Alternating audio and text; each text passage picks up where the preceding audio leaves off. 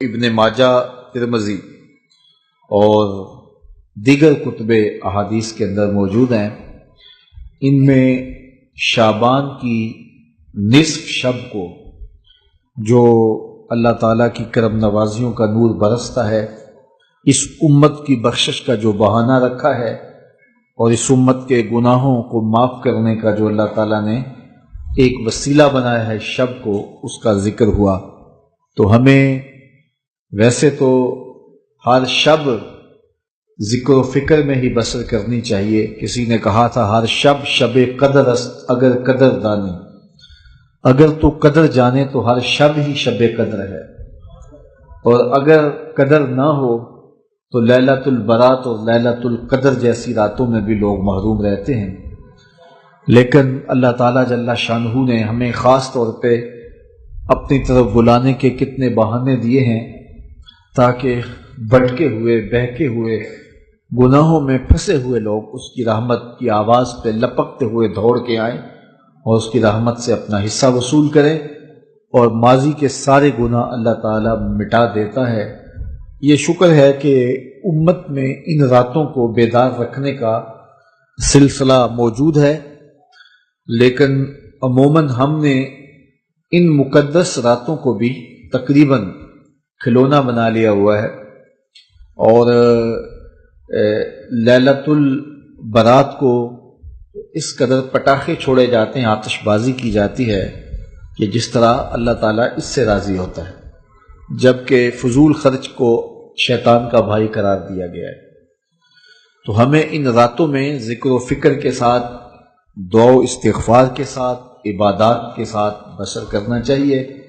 تسبیح و تحلیل میں اس رات کو گزارنا چاہیے اور سچی توبہ کرنی چاہیے۔ ایک رسم کے طور پہ نہیں کہ ساری رات جاگیں اور ہم توبہ کریں، صبح ہماری زندگی کے معمولات وہی ہوں جو ایک دن پہلے ہوں۔ سچی توبہ کی علامت یہ ہے کہ انسان کی زندگی بدل جاتی ہے۔ سچی توبہ کی شرائط ہے کہ ما قبل سے توبہ کرے اور آئندہ ان کاموں کے نہ کرنے کا عزم مصمم کرے، اور جب اس پہ قائم رہے گا تو پھر اس کی توبہ قبول ہے۔ لیکن اگر وہ اپنی زندگی کے تیور نہیں بدلتا اور ساری رات توبہ توبہ پکار اٹھتا ہے، تو ایسی توبہ سے توبہ بھی توبہ توبہ کرتی ہے کہ یہ کیا تماشا کر رہا ہے۔ تو ہمیں خلوص کے ساتھ، للہیت کے ساتھ سچی توبہ اپنے گناہوں سے کرنی چاہیے۔ زندگی کی قیمتی سانسیں اور لمحے اور گھڑیاں ہماری تیزی کے ساتھ گزر رہی ہیں۔